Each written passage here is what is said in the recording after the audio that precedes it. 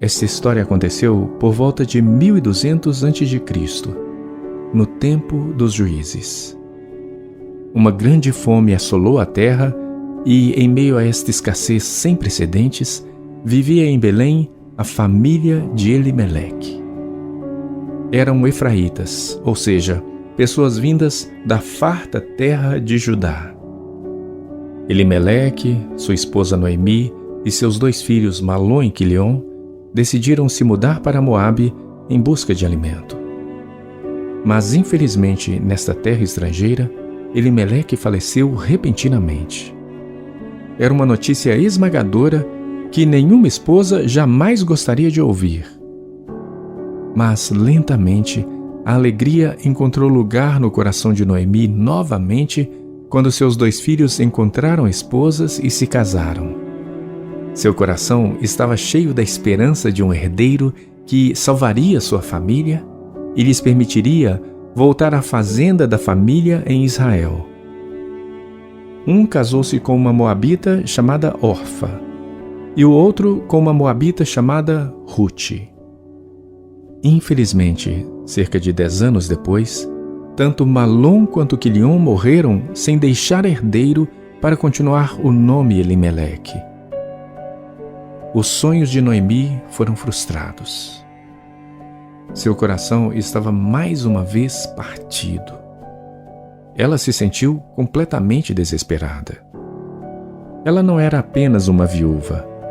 Ela era agora uma viúva em uma terra estrangeira, sem sequer a proteção de um filho ou de um homem. Com o coração partido e sozinha, em desespero, ela decidiu voltar para a terra de seu povo. Ela reuniu seus poucos pertences e disse às esposas de seus filhos que estava voltando para Belém. Para sua surpresa, ambas quiseram ir com ela. Assim, as 3 começaram sua jornada de quase 50 quilômetros pelo deserto de Moabe. O caminho sujo e traiçoeiro só parecia espelhar os sentimentos do coração de Noemi. Árido, quebrado e seco.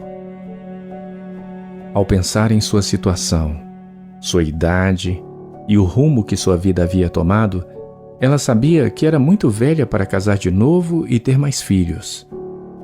Ela pensou nas 2 jovens mulheres que amavam seus filhos e haviam trazido alegria para eles e que agora viajavam com ela rumo ao desconhecido.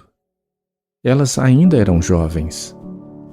De repente, seus pés pareciam mais pesados sobre a poeira e as pedras, ao considerar essa escolha das moças que selaria o destino delas e o que isso lhes traria. Noemi sabia que Rute e Orfa estariam destinadas a uma vida de solidão se permanecessem com ela. Por que elas deveriam desperdiçar sua juventude dessa maneira? Por que deveriam deixar suas casas para ir a uma nova terra com uma cultura diferente? Ela mesma havia feito isso, e agora suas mãos estavam vazias, sem nenhum ganho a não ser um coração partido. Será que ela queria o mesmo destino para suas noras? Sem fôlego, ela sentiu que devia parar e falar do que pesava seu coração. Voltem para as casas de suas mães, e que o Senhor lhes recompense por sua bondade para comigo e com meus filhos, seus maridos. Que o Senhor abençoe vocês com a segurança de outro casamento. Ela então lhes deu um beijo de despedida e ambas desabaram e choraram. Não, elas disseram, queremos ir com você para o seu povo. Mas Noemi respondeu, por que vocês continuariam comigo? Ainda posso dar à luz outros filhos para serem seus maridos? Não, minhas filhas. Voltem para a casa de seus pais, pois estou muito velha para casar novamente. E mesmo que fosse possível e eu fosse casar hoje à noite e ter filhos, então o quê? Vocês esperariam eles crescerem e se recusariam a casar com outras pessoas? Não, claro que não, minhas filhas. As coisas são muito mais amargas para mim do que para vocês.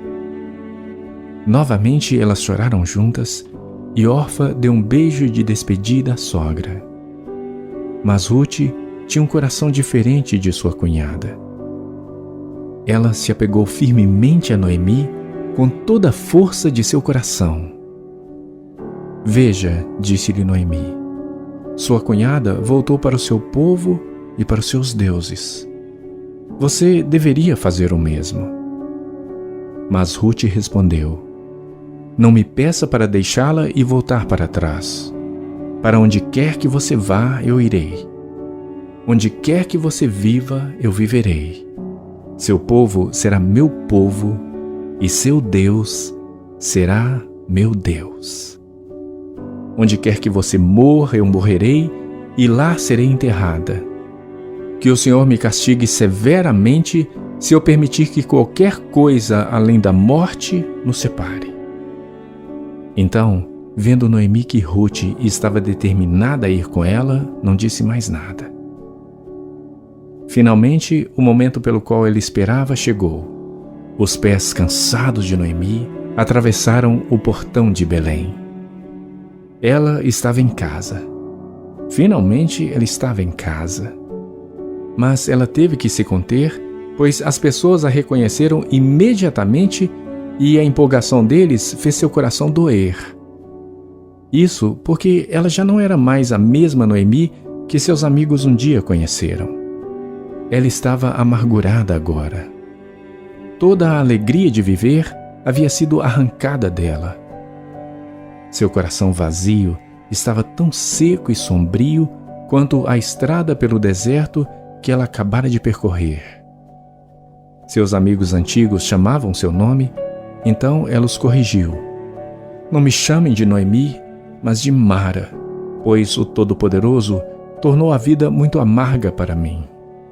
Eu fui embora cheia, mas o Senhor me trouxe para casa vazia.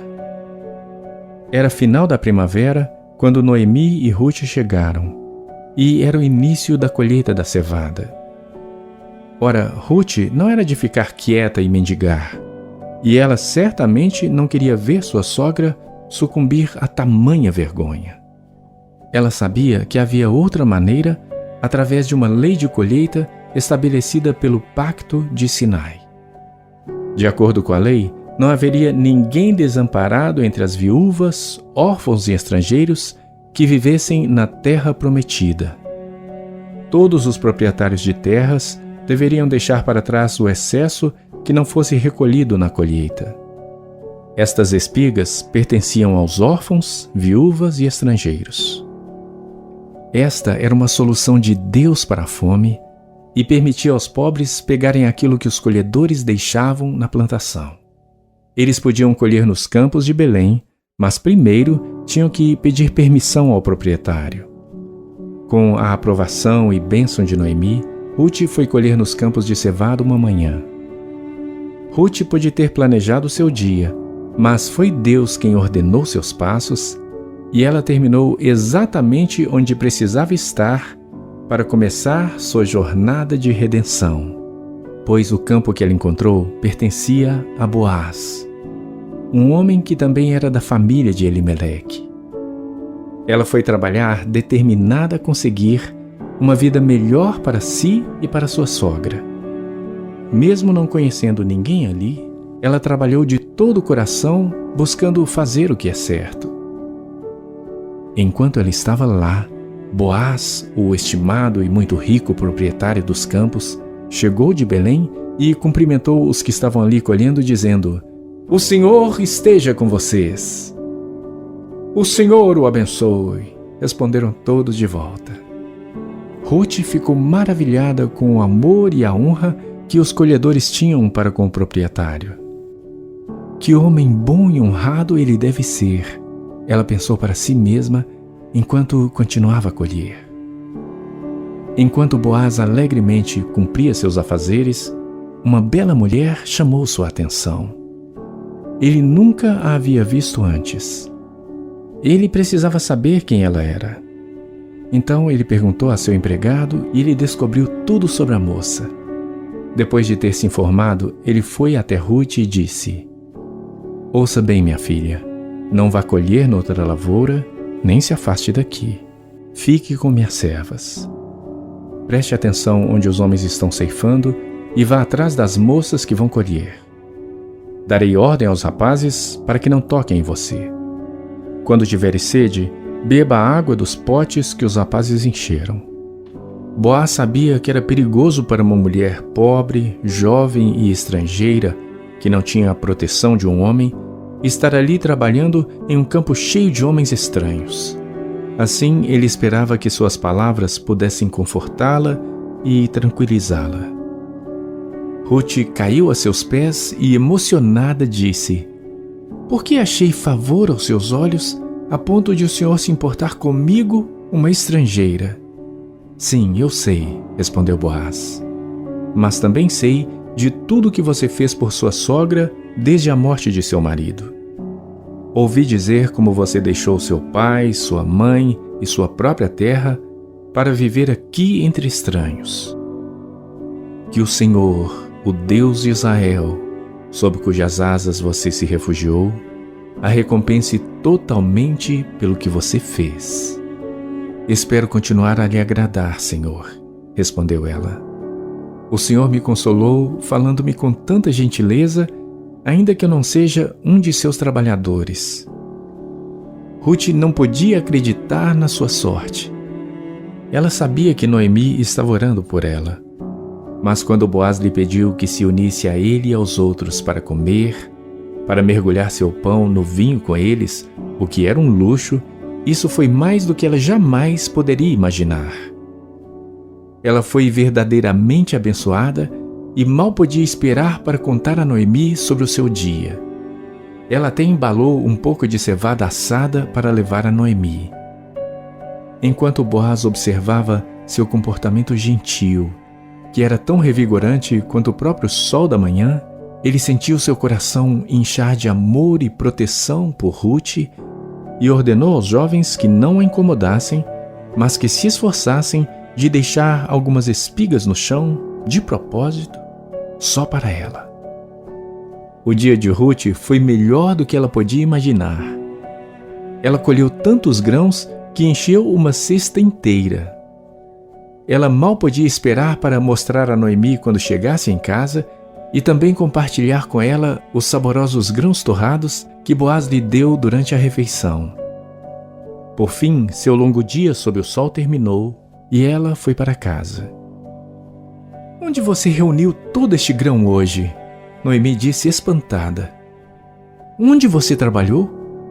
Que o Senhor abençoe aquele que te ajudou." Cheia de gratidão e admiração, Ruth contou à sogra tudo sobre Boaz e seu campo. E Noemi disse: "Seja ele abençoado pelo Senhor, que não deixa de ser leal e bondoso com os vivos e com os mortos."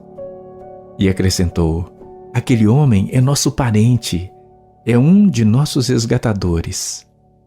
Quando terminaram a refeição, Ruth contou que Boaz havia pedido para ela ficar com os colhedores até o fim da colheita. Isso foi uma doce melodia aos ouvidos de Noemi. Então, Ruth trabalhou ao lado das mulheres nos campos de Boaz e colheu grãos com elas até o fim do tempo da colheita. Depois, ela continuou trabalhando lá durante a colheita do trigo no início do verão e durante todo o tempo em que viveu com sua sogra. Depois de algum tempo, Noemi percebeu o que estava acontecendo e elaborou um plano. Ela estava tão animada, era hora de brincar de casamenteira e esta noite seria um cenário perfeito. Haveria um banquete e Boaz estaria lá limpando cevada na eira.